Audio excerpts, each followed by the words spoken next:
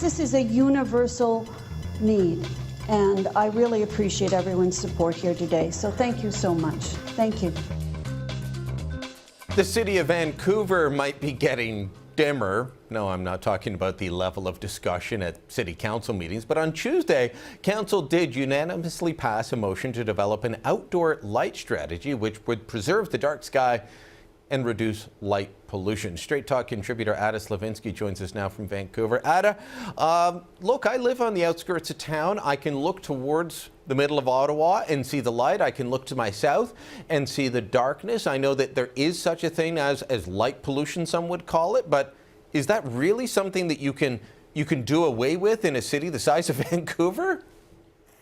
I think it's going to be extremely tough to do away with light pollution in a way that's actually beneficial for people like stargazers, who the kind of people who would go to the country with the purpose of getting away from light pollution, because obviously for the safety of those getting around the city, there has to be some degree of light.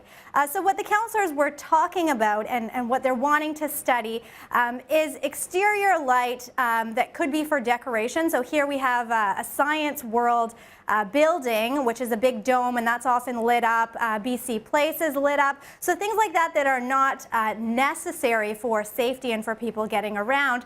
But of course, I would argue those are some of the most beautiful things about the city and what differentiates a big city.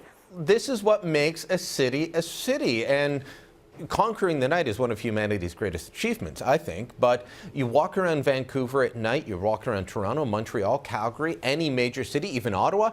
It's beautiful at night, looking at these buildings all lit up. It's not like they're lit up as if it's daytime.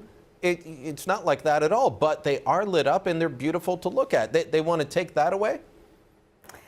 Well, they want to take away as much of it as possible, to the point that stargazers would be one group that would benefit. So here's one of the councillors talking about that and the potential benefit. Stargazing is an incredibly popular thing to do. We have places like Spanish Banks or up at the cemetery where people do go stargazing now.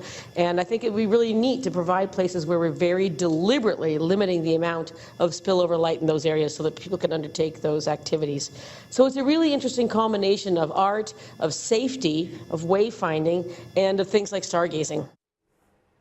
All right, why don't we make the world safer for geocachers at night? You know, that's another group that's small, but they like to do stuff outdoors, and it's fun, I'm sure. So, and I'm not picking on geocachers, I'm not picking on stargazers, Ada, but how big are, you know, we're talking about making roads less safe, we're talking about making buildings less safe, especially for women at night, also that people can maybe see some extra stars?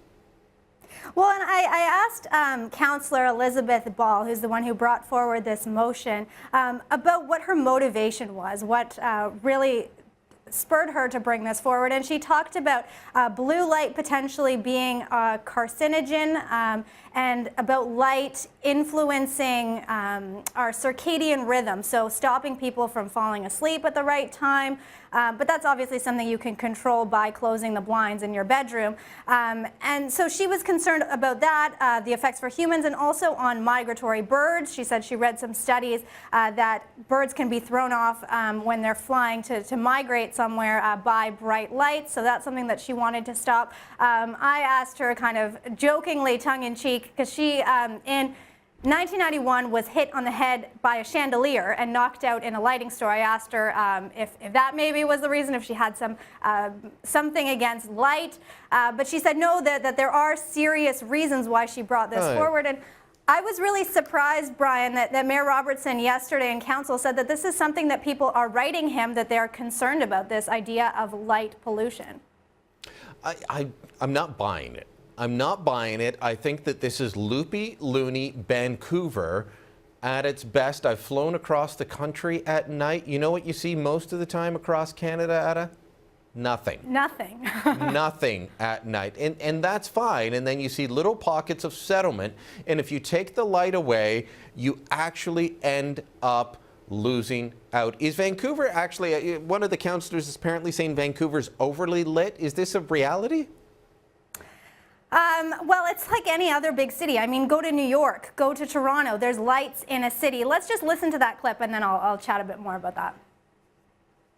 We have become an overly lit city, and in fact an overly lit planet, and it's certainly visible from outer space. And we, the degree to which we use light indiscriminately or allow the broadcast of light, it's overkill.